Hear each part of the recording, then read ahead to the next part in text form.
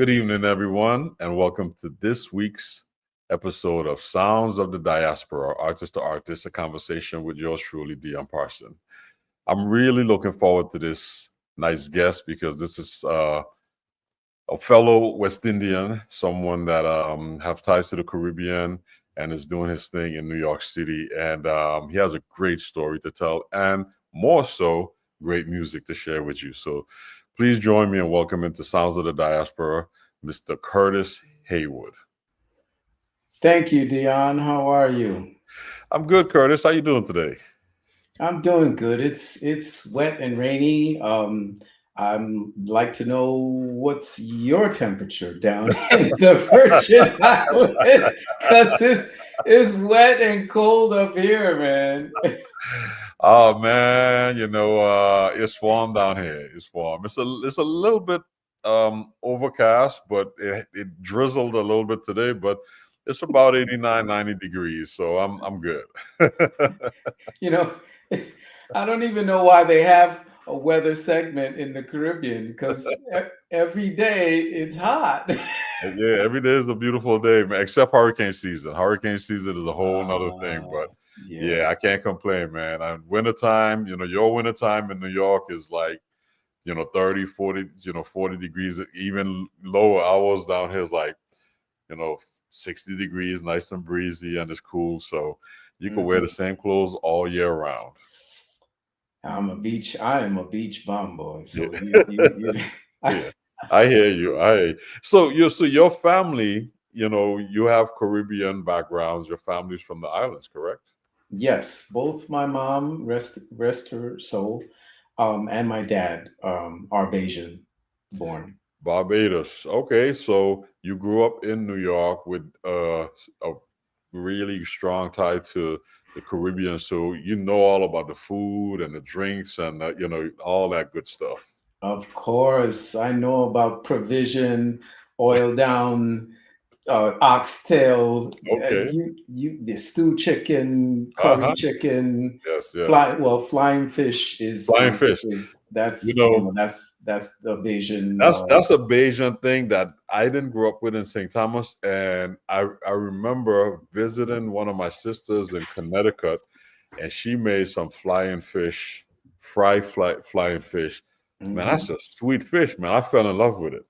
I Yes, fell in love. yes. Then I had the opportunity to go to Barbados, and that's all I ate for a week. Yep, yep. I distinctly remember, as a matter of fact, I had to write a book report. That's what they were called when we were growing up, book reports. And I chose Barbados, and I remember sitting at the kitchen table and my mother specifically telling me that, Barbados was considered the land of the flying fish. Oh yeah, yeah. Well, it's a tasty fish, man. But we could talk food all day because I'm a foodie. I really am. That's I love to cook. I think if I wasn't a musician, I would have probably been a chef. But this show's called Sounds of the Diaspora, not Taste of the Diaspora. So let's jump into your music, man. So Curtis, how did you get started, man, in this wonderful profession we call music? I was blessed to have a dad that exposed all of my siblings, all six of us. We were the Brady Bunch. He exposed us to music because he had music in his family, and from day one, I excelled at it, and I got hungry for it, and it never stopped. My first instrument was trumpet. He tried to put the sax on me, but it was too big because I was only about maybe 6 years old at the time. So now this you might enjoy this. I wanted to sleep with my trumpet. I wanted to take it to bed with me, and my West Indian parents. That's a no no. You get in bed. There's no extra toys Mhm. or anything. There's Right, no extra comfort. There's no comfort sleepy pillow. This you right, sleep. So right. I fought and I kicked and scratched, and finally, would you believe it? I won. Okay. They let me sleep with my trumpet. So that has been like my mantra, that I beat best West Indian parents. And I fought them off and they actually won. Because West Indian parents, they don't stand down. It's Yeah. either my way or Oh, the, yeah. or the highway. Mhm. So that's where it started, and it never stopped. I soared, I excelled, and it was just the gift showed itself from day one. That's beautiful. I know the see. I used to sleep with my drumsticks, believe it or not. So I know the feeling. Well, it was a lot easier to sneak drumsticks into a bed than a Exactly. trumpet. I used to tuck them under in between the mattress and the box spring and pull them out, and night lights would go off. I'd be like under the cover. Beating on the right, yeah. So yeah, still soundproof. So Hmm. you didn't have anybody, Yeah, hearing what you were doing. yeah. That's funny though. So when did the switch to the saxophone occur? I kind of hopped around. I went from trumpet, then I went to drums.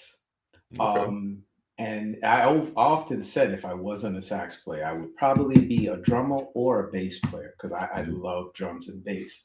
Sax was the last instrument that I ended up on, and that I excelled even faster on the sax. So sax was the last instrument for me, and again, I kept going from there. And you play other instruments besides the saxophone.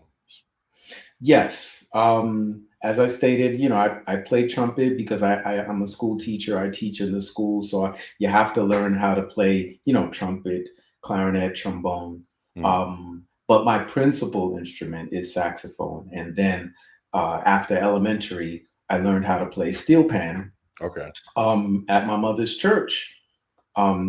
My mother was actually very instrumental in convincing one of the deacons to get the church to buy a set of pans. Hmm. So both my parents had very integral roles. My father he taught me the discipline that comes with practicing, Mm. and my mother, she was my marketing. She was my A&R. She she was my biggest fan, and she got the church to actually buy a set of pans. Great, great.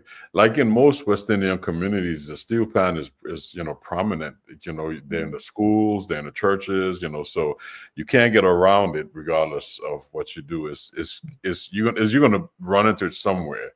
But Right. so you have that type of background, growing up with those type of influences. So you heard the Caribbean music, and then growing up in America, you had the American influence, because you can hear it in your music.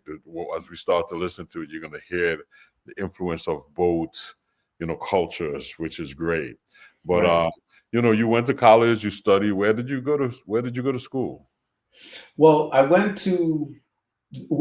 while I was learning pan in high school, I went to performing arts, School of Okay. Performing Arts, Hmm. and the one they made the movie at, Fame. I Hmm. want to live forever. LaGuardia High School. So Yeah. yeah, LaGuardia, Fiorella LaGuardia. Mhm. So I went there. I didn't get my 15 minutes of fame. I didn't get there. They had already filmed the movie uh, uh, by the time they came along. So, but there were two schools. There was music and art, and then there was performing arts. Mhm. Music and art was uptown in Harlem, Right. and performing arts was downtown and midtown. So I was in the last graduating class before the two schools merged. Okay. Um, and there was always the umbrella of Fiorello with both schools, but then the school itself, when they merged, they built this multi-million-dollar studio, beautiful, brand new building that I never got to experience. But I still have my ring. I still have my high school ring. Mhm. So I went to performing arts. I was classically trained there at school, and then my private teacher on the outside, he kept the jazz going. Okay. So I got both, and he made sure that I was, studying classical, but he also kept the jazz side, the balance. And then after performing arts, I went to Berklee School of Music in Boston. Okay, and at Berklee, what did you study specifically? I didn't finish at Berklee, but I studied. My major was the MP&E, music production and engineering. Okay, Um, and yeah, at that young age, I knew that financially it did not make sense to spend money on a performance degree to just come out being, you know, the greatest player, because there were 10,000 other guys who never stepped foot in college or put a dime in college who were 10 times better than me. So I was already financially conscious about, if I'm going to spend this kind of money, it's got to mean something. It's got to mm. be tangible, because I didn't really have the support of West The West Indian Indian. parents. My father obviously wanted me to get a trade. He ain't gonna make no Mhm. money like that. So he wanted me to get a trade. And but my older brothers, they came to the rescue. As a matter of fact, kind of rolling back to high school, they convinced my parents to let me go to performing arts. And they were like, "Can't you see? Don't you see by now the gift that you birthed?" Right. So Berklee was music production and engineering is what I started studying at Berklee. And that gave you that platform for writing and composing and producing, music later on. So that's really great that you have the performance side from the classical and the jazz influence, and then the whole music production side. So it allows you to be a well-rounded musician, especially in this day and age where technology is so prominent in the field. Absolutely, no, absolutely, because I do my recordings at home. I mean, for the most part, most independent musicians do their recordings at home now anyway. And then when I started teaching, I was able to bring it into the classroom and Mhm. and teach, whether it's a PC environment or a Mac environment. So yeah, the production and engineering with the technology is definitely, it was something that I saw, back then. That's great, man. That's great to have that vision, to have that work for you right now, man. So that's good. So you produce your own music. You have a number of recordings out and music out. What's your process of doing that? Like when you start writing, do you write from the saxophone? Do you write from the piano? What's your process of doing that? Um, my process literally is when the idea drops in Mhm. from above. I could be anywhere. Thank God for cell phones. That when an idea drops in my head, I've been out on at dinner, and whoever I'm with, they'll notice I get quiet, and I'll kind of recluse, and they're like, "You okay? You good?"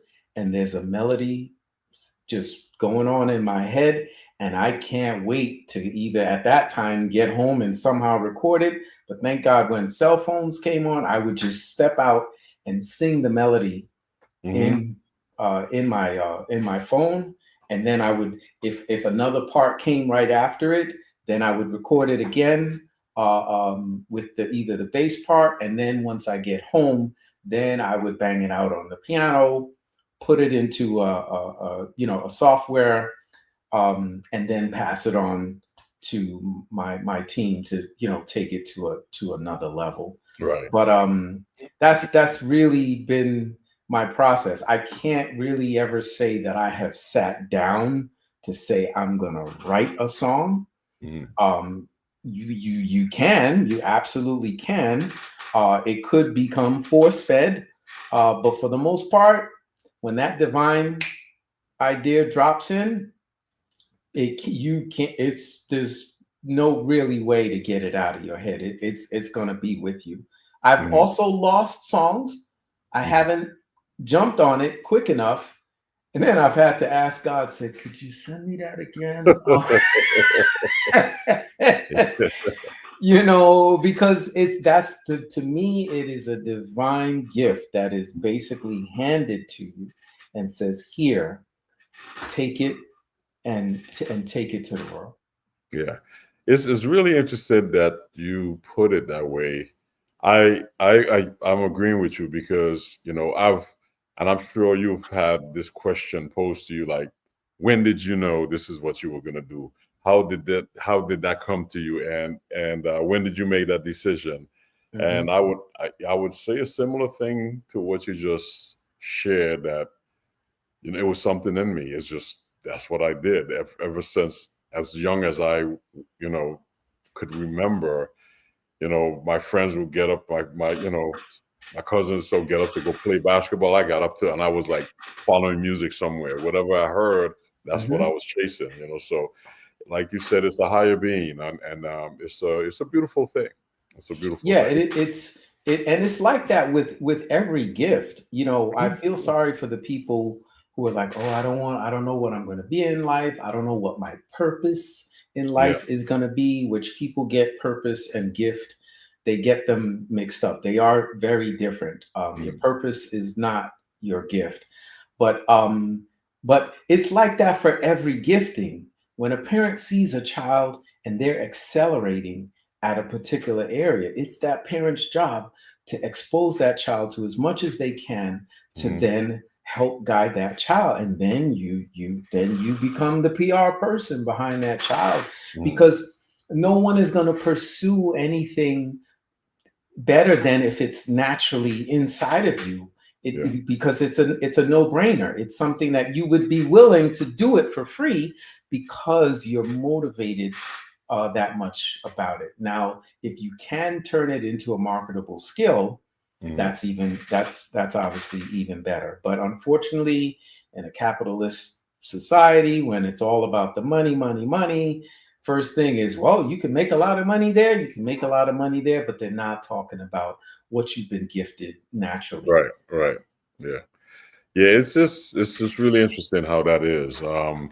Yeah, that's some advice that my mom shared with us when we were young, and she said, "Listen, I work a number of jobs to keep a roof over your head, but I would advise you find the thing that you love in life and develop it. And trust me, you'll wake up happy doing that every day, going to work. And if you could find a way to make that your breadwinner, and that's what my sisters and I did. And I wake up happy. I go to work, and people are like, oh man, how you love your job? I'm like, it's not work. It's like Mm, it's what right. I do. It's play. When I'm in the Yeah, studio, it yeah, is play. It is yeah, not work, because the creative juices and you have the exactly. tools available to do what you got to do. Like I said, it's like that, whether it's whether it's music, dance, art, designing. If you're a designer and you Mhm. make clothes, the skill is going to be there, and it's going to show yourself. And then, there's even a wise saying that your gift will make room for you, Yeah, because yeah, that's how it's made. That's how it's designed to be. yeah. And it's a beautiful thing, man. And it's like I could tell just from the conversation we're having, how precious this is to you, and how much you have invested in it, and you can hear it in your music. I can't wait to get to your music, but before we get to the music, I want to talk about some of the performances you've done, because having that connection with the Bahamas and the Caribbean, obviously you've played there. So talk about playing in the Caribbean versus playing in America. Like how was it received? What do you do with your presentations? Let's share that with our audience. Well, I've back in 2014 and 15, back to back, I did what they call the Laughter and Jazz Festival in Barbados. So, um, uh, so I brought my pan with me, and I was actually just putting out my second CD, Smooth Ingredients, at the time, and So I brought my CD there. I bought my pen, and it was also it was a gospel. It was I really applaud the promoter, because they had gospel, they had jazz, and they had comedy. So I was able to, being raised in the church, I was able to bring the gospel aspect, and then having steel pan, and then my jazz. So it was really an amazing experience to be that, to be able to do that twice in a row. And I'm so glad that that I have the steel pan. Nobody has put steel pan on the jazz market since Andy Narell back in the 90s. So I'm really glad that I was able to bring that and set myself apart. So playing in the Caribbean, it was a melting pot. It was a melting pot of so many genres that were brought together. Yeah, I'm glad you mentioned steel pan, because it's one of the newest instruments to be brought to the forefront of our music, and it's been it's being presented by some really great young cats. You mentioned Andy Narell, but I know there's some guys that left Trinidad and became icons. Ellie Manette and a lot of those other guys that established themselves in America and became the foundation for American steel pan. And they've really influenced some great young cats that's doing some good stuff out there. So I want our listeners to pay attention to this, because go out and check out the steel pan stuff. There's some great guys out there doing some amazing stuff on steel pan right now, and it's a unique instrument. But that's a whole nother conversation. But I just wanted to, that's why I kept asking you about the steel pan thing, because a lot of folks, they still don't know what it is. They really don't know the whole concept and foundation behind steel pan. So with that said, I just played at the Berks Jazz Festival 2 weeks ago, and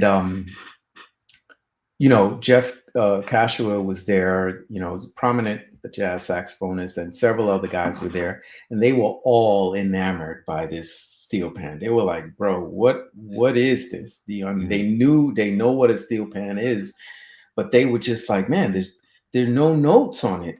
How do you even know what to play?" So it gave me an amazing platform to introduce the pan to them, give them the history, to let them know that slaves made it, made this instrument, and also just harmonically on one side, you have your flats, and then the other side, and the fourths versus the fifths.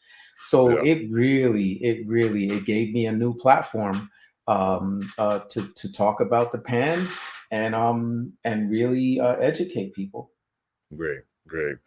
A man of many talents. That's great, man. Well, you shared some music with us, and I'm really excited about it, because you shared some videos. So it was really good to see you in action. And I wanted to talk about the first song that you shared, which is a composition entitled "Last Dance." Can you tell us about this song? Last Dance. Last Dance was put out in 2023-ish. Yes, 2023, I believe. And it was, no, I'm sorry, that was City Lights. Getting them. Last Dance was just put out last year. It is dear to my heart. I lost my mom last year to cancer. Thank you. And brain cancer, and it was a 2.5-year journey for our family. So the last dance was, as much as you want to hold on to someone who's about to transition, it becomes a dance as to, are you going to let her go, or you want to hold on to her?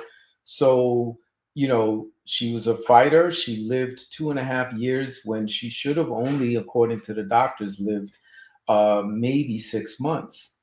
So I had to change my perspective and realize that I had her for 2.5 years, longer than I should have had according to the doctors. So that's really the deeper meaning. I went through a tumultuous time last year, but the deepest pain that one of the deepest pains that I felt was losing my mom. So that last dance was really really the letting go of my mom. Okay, beautiful story.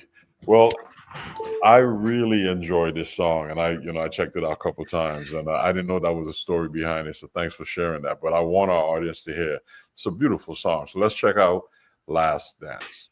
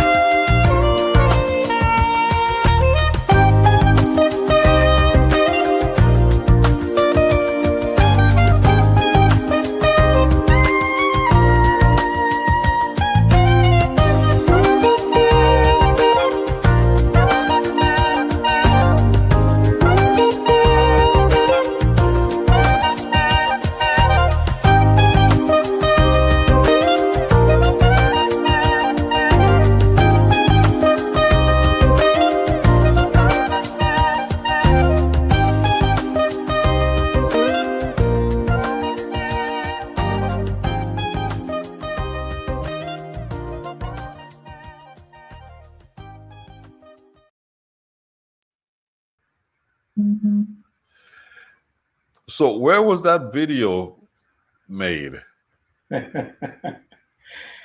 It's a very exclusive club that I play at uh, the summer. It's kind of a summer residency that I do every summer out in the Hamptons.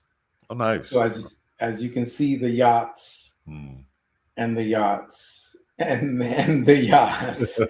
So yeah, that's a pretty exclusive club called CCSISI, as in yes, yes. Hmm. So I'm there pretty much every Sunday during the summer, and I do their Sunday brunch. So they were glad to let me use their place, and as you can see, it was the perfect. I wanted something festive, Hmm. as you can see, the Brazilian samba dances. So mixing, because Brazil is tied to Africa, Right. the African diaspora, as you've spoken. So it was just everything fell together so wonderfully. Yeah, the music is great. It's just soothing. It's just perfect. And you saw all the folks out there dancing and enjoying it. Yeah.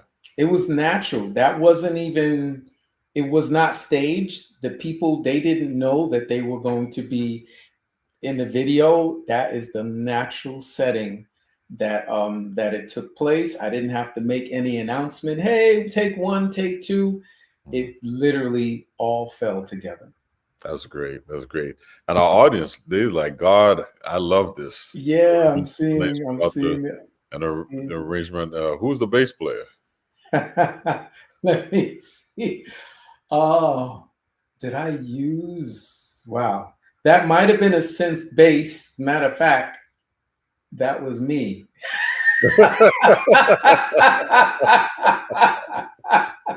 You didn't I mention was. bass earlier. You didn't mention bass earlier. You mentioned the trumpet, the sax, the steel pan, not the bass. So, Oh my God! No, I wasn't playing a regular bass. I was playing a synth bass. mhm, So the keys that you're hearing on there was pretty. That was me. mhm. So that's part of your production hat as well. Doing all, Right. yeah, yeah. Exactly. The probably the guitar and the drums. The guitar, he was Steve Oliver, great producer. He produced the song. That's him playing guitar on it. But I was playing synth bass and synth keys. Okay. And somebody else said, excellent, bro. Excellent, bro. We love your sax. Yeah. Yeah, Yes, nice soothing, that's smooth that's jazz. my sax right behind here. Okay. Um, the color of it is called ruby red. Hmm. It's a nice deep wine color. Hmm. So I call her Ruby for Okay. short. Rightfully so. Yeah. So this is one of your last or newest songs that you said that was released in 2024, Last Dance, and Right. it showcase your playing your playing abilities, compositional skills, and production skills, which is great. So I want Yes. to check out the next song. This one, you kind of gave us a little hint on this one earlier, but this was a song before Last Dance. This is City Lights. Yes. Yes, City yeah. Lights. And this was released when? This was released in 2023. Basically, I'll give you a little secret. Um, I release a song pretty much every year on my birthday. Okay. Um, so it's a celebration. So hint, hint, there'll probably be another song released October. And yes, everybody, October 30th is my birthday. And Ah, so, okay. so yeah, I usually release a song every year on my birthday. So this was City Lights was released in October of 23. Okay. Well, And it let's check. is, Yeah. mhm. No, no, go ahead. Go ahead. You're going to see the city line of New York City is like the highlight. So city lights, it's to be taken literally. I got different aspects of the city, but that backdrop, the city lights behind me, that we've heard people talk about how beautiful the city line of New York is. So that was really the highlight, that I what I wanted to highlight in this video. Okay, let's check it out. CD Lights.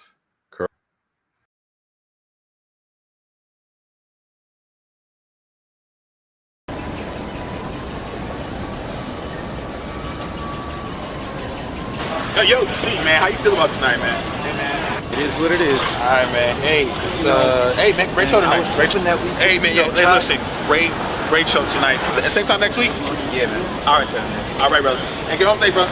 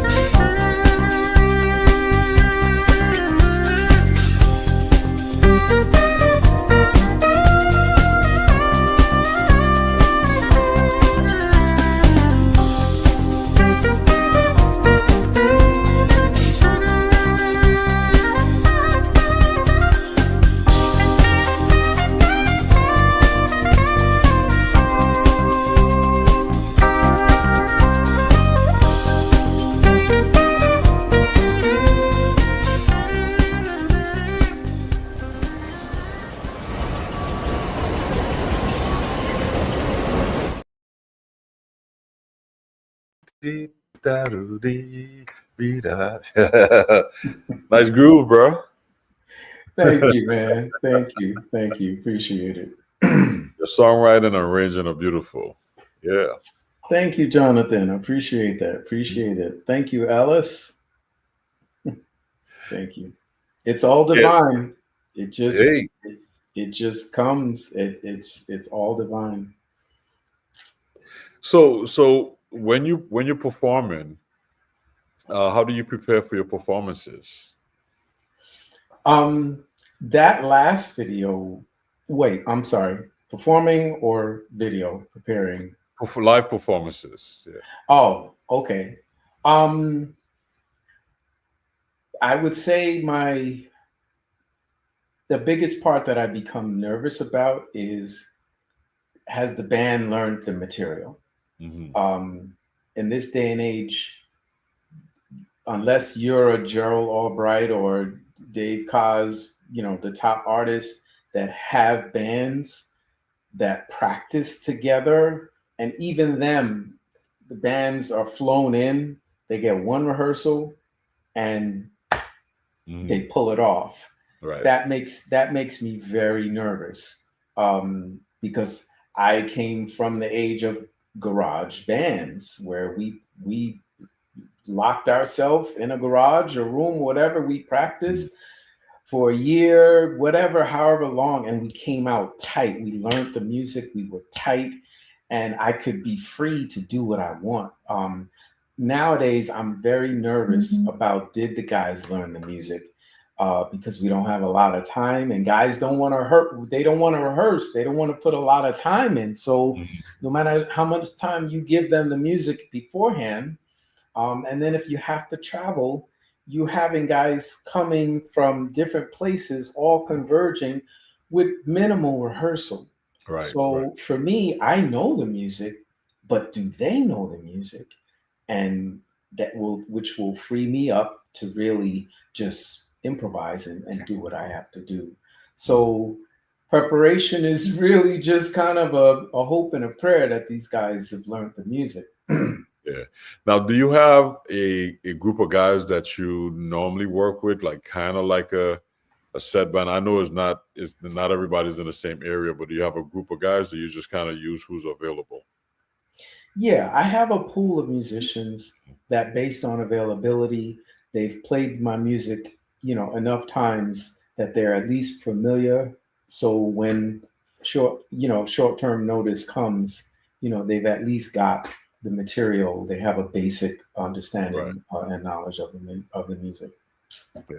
It always helps when you have folks that that's going to come in and deal with the music. And again, rehearsals, like you mentioned, are important, but it's good when you just have folks you've worked with before and you could trust them to do the job. That's important. No, absolutely. Because with limited time, then you have to have the musicianship. You have to have musicians that can pull it off, that have strong reading abilities, strong interpretation, strong chops to be able to pull it off. So that kind of puts you in that situation. Yeah, that's great, man.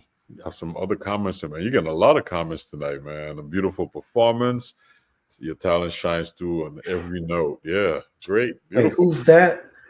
Oh, wow. Thank you, Abby. Thank you for such kind I think words. Abby's our Trinidadian audience tonight. Wow. Wow. Yeah. Yeah, I went. We have folks checking in from all parts of the world. Wow, wow, wow, wow. You know what? Oh my God. Wow. I think I know who that is. You do? Okay. I went to Trinidad for Carnival this year. It was my first time. Not my first time going to Trinidad, but it was my first time playing in Carnival, and I actually got hooked up with a band, and we got to play. That name sounds familiar. I think I might actually know who that is. Look at that. You have fans everywhere. It's good. It's good to be known in different circles. Yes, yeah, but definitely. comment, man, and thanks for sharing that whole band rehearsal concept with our audience, because one of the things we try to do here in Sounds of the Diaspora is not only share your story, but also inform our audience of the process of what it takes for you to do what you do. So some of our guests have regular bands they work with. Some of them are freelancers. So everybody have a different approach to creating their music and getting it out there. So it's really important for our audience to know that not all the times the band live in the same vicinities. It's really important for folks to know that, you fly like I'm in St. Thomas, and the majority of my band is in New York. So when we have gigs, Wow. I either go in to meet them, or they're coming down here to meet me, or we fly somewhere else to meet each other. So Right. yeah, Right. it's a process. It's a process. Yeah, No, that's totally. right. Yeah, practice every day and holding on your skills. But talking about a process, the next song you share with us, I'm sitting here. I don't want to make anybody jealous, but the breeze is just so nice, man. I'm sitting here like enjoying this. If I had hair, you will see my hair like. Oh my goodness, you got the island breeze blowing in there, man. Yeah, and we're getting up in summer. So this next song you shared with us is entitled "Summer Breeze." Yes. Yes. Yes. Yes. Summer Breeze, an old time classic. And I like to do a trivia on this song. Whenever I play it, I like to do a trivia because it's, the song is an old song, but it's a classic. Different artists have done the song. And, when I put, when you hear how I did it and arrangement. So I always like to do of saying, okay, which artist, who was the original artist, name another artist that did that, that covered the song. And then obviously the name of the song. And then when I really try to get them is what year, what decade was the song actually done. So I do trivias on my songs when I perform. Great. And what year was this one released? This was 2018 is when that CD, that's the title track from that CD. That was 2018, I believe, was when that song that CD was put out. Okay, great, beautiful. Well, let's check it out. Summer Breeze.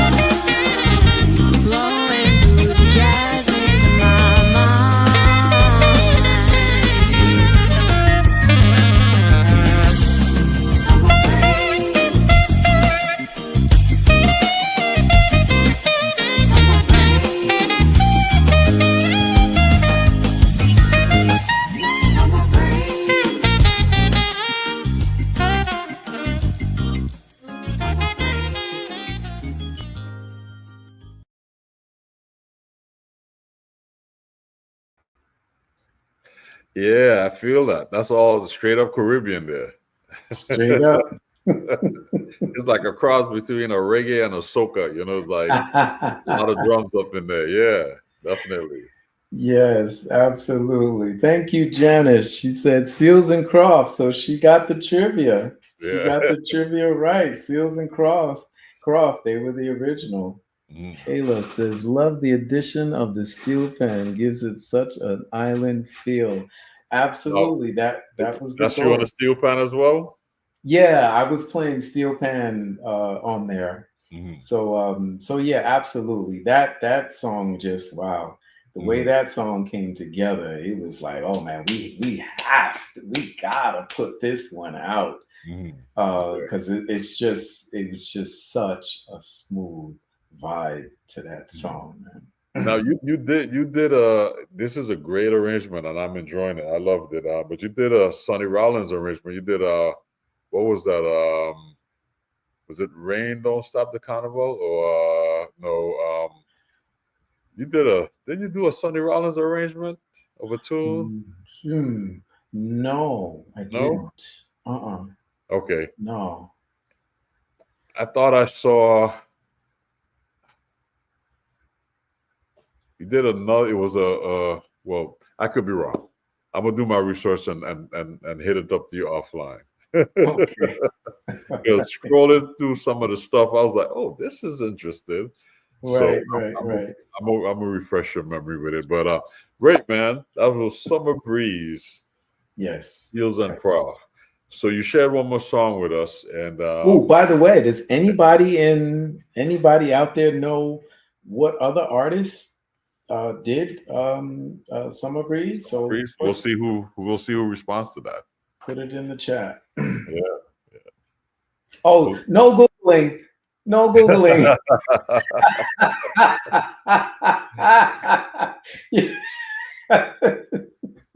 You know they're gonna Google. You know they're gonna Google. So that's great, man. But yeah. So you shared one more song with us, and I know time is not in our favor right now, but I really want to play this song. So real quick, anytime, tell us about this song. Anytime. Oh, Brian McKnight. Whenever that song comes on, my volume goes up. It is, for me, the ultimate heartbreak song. It's a breakup song. It's a heart-wrenching breakup. So that song, there is not a single time that I hear that song that the volume just goes up and I just sit back and listen. I had to do that song. Now, quick story. My producer, he thought I was crazy to do the song because Kirk Whalum had already covered this song. He says, bro, do you know who already did this? Who already covered this song? I was like, yeah. And it did. He just could not wrap my head. And how could I even think about trying to come behind such a master like Kirk Whalum? And Kirk Whalum, he did his thing. He put his foot in his arrangement. Yeah. Oh man. But I didn't care. He thought I was absolutely insane. But till this day, my record label tells me that song, I've gotten the most plays out of that song. That song got picked up by Sirius Radio. So I must have did something right. You must have did something right. Well, hey, we're going to share it now with our audience, and let's check it out. Anytime. Let's check it out.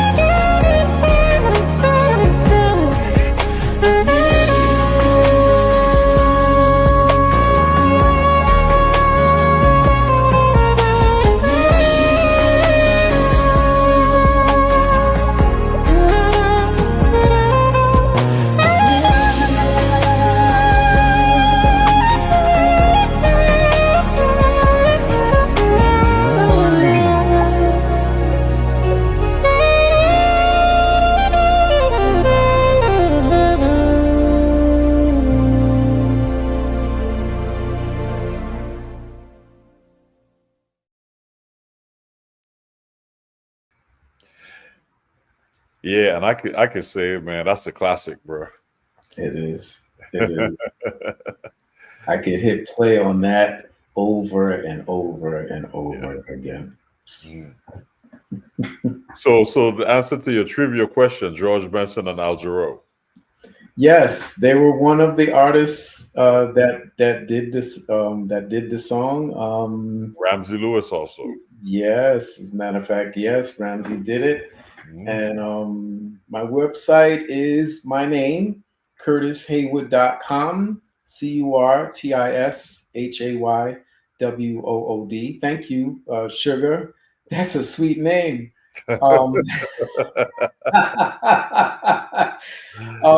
And for all social media is Curtis Haywood in terms of Facebook, Instagram. You can go to my Curtis Haywood page, and then I have several other pages as well. One more artist did it. The Isley Brothers did Summer Breeze. Great. Well, man, Curtis, it's really been a pleasure, honor having you on the show. I know we've been talking about this for a minute, and we finally pulled it off, getting you here, sharing your Bajan roots and upbringing and music with our audience. So we really thank you for just being so open and forthcoming with what you do and sharing your music with us. Appreciate it. Oh, it was my pleasure. I wish we could have done it in person, and I fly down there, and You never know. You never know. Oh my goodness, man. Yeah. So, but it was absolutely a pleasure. Thank you so much for not just playing one song, but for playing, 4 songs and just Mhm. giving the whole picture. Thank you. Thank you really a lot. Yeah, man. And again, we appreciate you. Beautiful music. I hope our audience go check you out, check out your website, follow you on Facebook, Instagram. And Yes, go sorry, ahead. the social media, that's fine. Please friend me.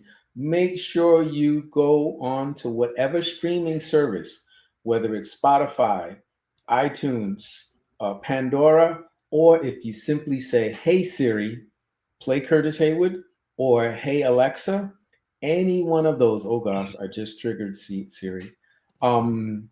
You can ask for my name on any digital platform. That is the true support. And if you are old school, if you want hard copy, go to Amazon and you can actually order a hard copy. That is truly the best way you can support an artist, is to buy a CD, because artists, we make more money on CDs, physical CDs, than any other format. Great, great. Well, thanks for sharing that again, and thanks for being such a forthcoming guest and sharing everything with us, from your music to your story to your social media platform and all the great things you do. We wish you continued success, and man, look forward to doing this again. Yes, absolutely. On site. Thanks, Curtis. Thank you. Thank you, Dion. Right. Ladies and gentlemen, that was Curtis Haywood. Amazing talent. Really had so much fun working with him and presenting this show tonight. So, again, go out and support. Check his music out. Okay. Join us next week as we bring back the sounds of that diaspora artist, Miss Christine Gangelhoff, down in the Bahamas, as she shares her musical journey with us. And we look forward to having a great time with her. So, thank you guys, everyone. Take care. Be safe. And until next time, we really appreciate your support and appreciate you joining us. So all the best to you guys. Have a beautiful evening. Take care. Good night.